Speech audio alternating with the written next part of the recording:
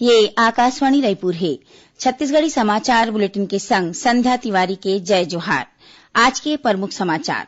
छत्तीसगढ़ में आज corona virus ले संक्रमित एक झिन अउ मरीज ला ठीक होए के बाद दे गिस छुट्टी। राज्य सरकार ह प्रदेश में कोरोना वायरस के संक्रमण ला रोके खातिर जम्मो जिला मन में सर्दी, खांसी अउ दमा बीमारी के मरीज मन के डॉक्टरी जांच कराए के निर्देश दे हे। अउ सुकमा जिला में आज सुरक्षा बल मन के संग हुए मुठभेड़ में एक झिन इनामी माओवादी मारे गिस। अब समाचार विस्तार ले। प्रधानमंत्री नरेंद्र मोदी ह कोरोना वायरस ले निपटे बर देश सेवा में लगे आने आने सरकारी एजेंसी के कोशिश अउ ओखर डाहर ले उठाए गे कदम के बड़ाई करिन। एक ठिन ट्वीट संदेश में श्री मोदी ह जरूरत के बेरा देश भर 24 घंटा काम करैया मन ला देश के गौरव कहिन हे। श्री मोदी ह कहिन हे कि भारतीय रेलवे ऊपर घलो ओमन ला गर्व हे, काबर कि ओह संकट के ये बेरा म सरलग लोगन मन के मदद करत हे। प्रधानमंत्री ह कहिन हे कि पूरा देश ह एकजुट होके कोरोना वायरस ले लड़त हे अउ हमन सब ये महामारी ऊपर जीत हासिल जरूर करबो। छत्तीसगढ़ में आज कोरोना वायरस ले संक्रमित एक झिन अउ मरीज ला ठीक होए के बाद छुट्टी दे गिस। इला मिलाके अब तक 25 झिन मरीज ठीक होके घर पहुंच गए हे। ये मरीज के बाद कोरोना वायरस ले संक्रमित 11 झिन मरीज मन के इलाज एम्स रायपुर में चलत हे। प्रदेश में अब तक कोरोना वायरस ले संक्रमित 36 झिन मरीज के पुष्टि होए हे। राज्य सरकार ह प्रदेश में कोरोना वायरस के संक्रमण ला रोके खातिर जम्मो जिला मन में सर्दी, खांसी अउ दमा संबंधी गंभीर बीमारी के मरीज मन के डॉक्टरी जांच कराए के निर्देश दिन हे। मुख्य सचिव आरपी मंडल ह प्रदेश के सबो कलेक्टर, मुख्य चिकित्सा अउ स्वास्थ्य अधिकारी मन ला तुरते अइसन मरीज मन के जांच करे के निर्देश जारी करे हे। मुख्य सचिव ह अधिकारी मन ला थोरकिन दूरिहा रहे के नियम के पालन करत एला प्राथमिकता ले करे बर कहे हे। राज्य में कोरोना वायरस संक्रमण ला रोके अउ बचाव खातिर उपाय मन ला अउ प्रभावी बनाए बर जम्मो जिला मन में सामुदायिक सर्वे कराए जाही।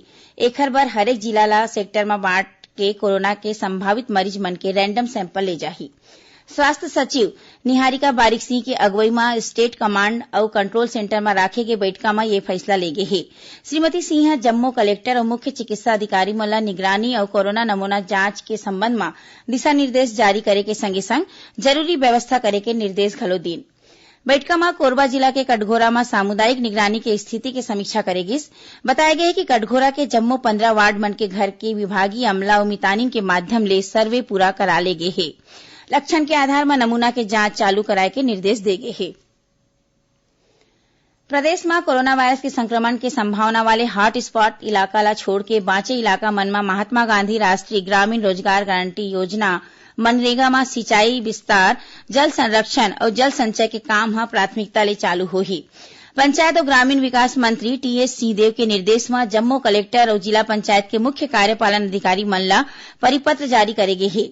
परिपत्र में जिला और मैदानी अमला ला स्थानीय परिस्थिति के आकलन करके थोड़किन दूरिया बना के और कोरोना संक्रमण ले बचाव खातिर जरूरी सुरक्षा मानक के पालन करत मनरेगा काम ला चालू करे बर कहे गे हे।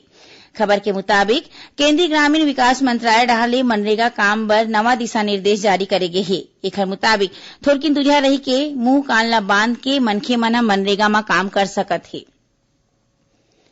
मुख्यमंत्री भूपेश बघेल ह कॉलेज के विद्यार्थी मन बर CGSchool.in पोर्टल में ऑनलाइन पढ़ाई के सुविधा की शुरुआत करीन। खबर के मुताबिक स्कूली लइका के पढ़ाई बर CGSchool.in पोर्टल शुरू करे गे हे। यही पोर्टल में कॉलेज के लइका मन बर घलो ऑनलाइन पढ़ाई के सुविधा शुरू करे गे हे। ये पोर्टल में स्नातक स्तर के पाठ्यक्रम के मुताबिक PDF, ऑडियो और वीडियो लेसन है। भविष्य में स्नातकोत्तर स्तर के पाठ्यक्रम के मुताबिक पढ़ाई लिखाई के सामान घलो देवाए के योजना हवय। पोर्टल में महाविद्यालय के प्राध्यापक डाहर ले शिक्षक के रूप में पंजीयन होके पढ़ाई लिखाई के जुड़े सामान ला विषयवार अपलोड करे जावत है। एकर इस्तेमाल पोर्टल में पंजीयन कॉलेज के छात्र मन ह कर सकही। ये पोर्टल में 32,314 विद्यार्थी और 3,385 प्रोफेसर मन के पंजीयन हो गए हे। पोर्टल में ऐप के माध्यम ले ऑनलाइन पढ़ाई कराए जाही। ये ऑनलाइन कक्षा में प्रोफेसर मन ह वीडियो कॉन्फ्रेंसिंग के माध्यम ले लइका मन ला पढ़ाही और लइका मन ह घलो प्रश्न पूछ सकही। छत्तीसगढ़ी समाचार बुलेटिन आप मन आकाशवाणी रायपुर ले सुनत ह। आघू बढ़े ले पहिली आवा सुनन कोरोना ले बचाव बर ये जानकारी।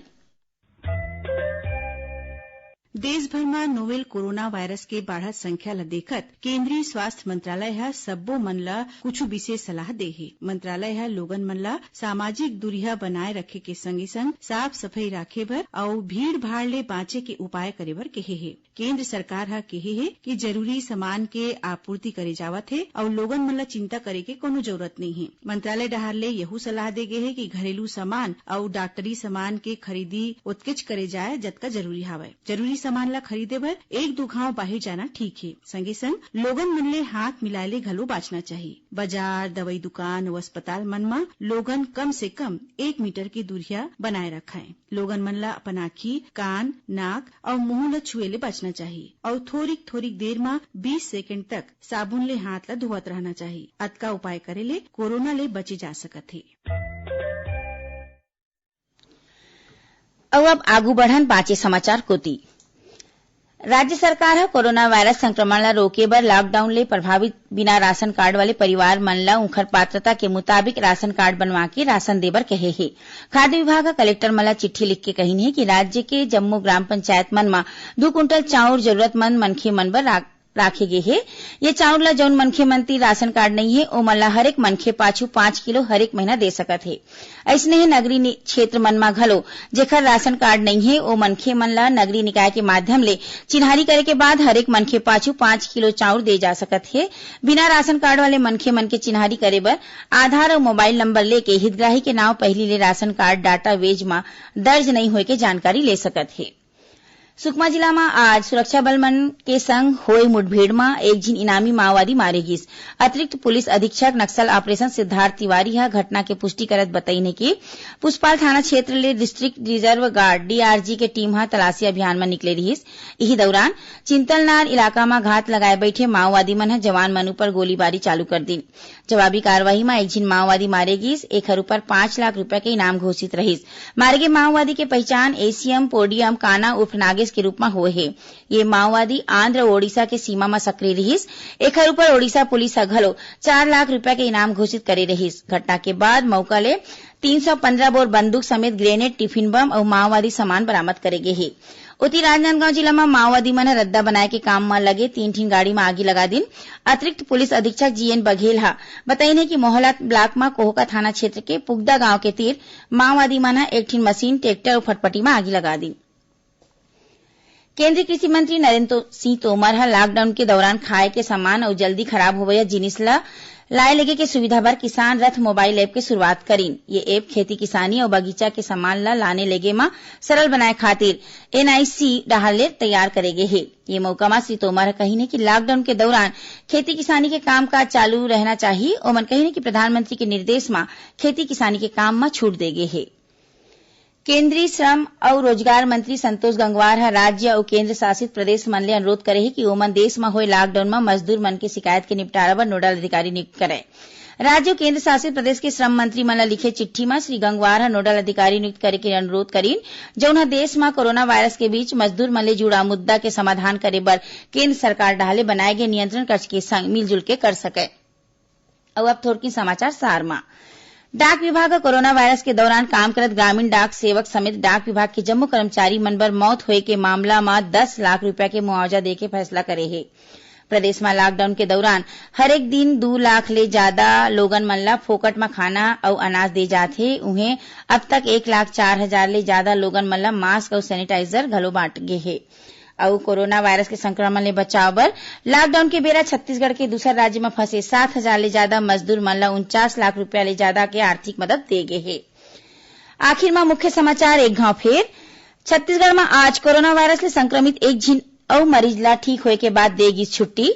राज्य सरकार प्रदेश में कोरोना वायरस ले संक्रमण ला रोके खातिर जम्मो जिला मन में सर्दी, खांसी और दमा बीमारी के मरीज मन के डॉक्टरी जांच कराए के निर्देश दे हे।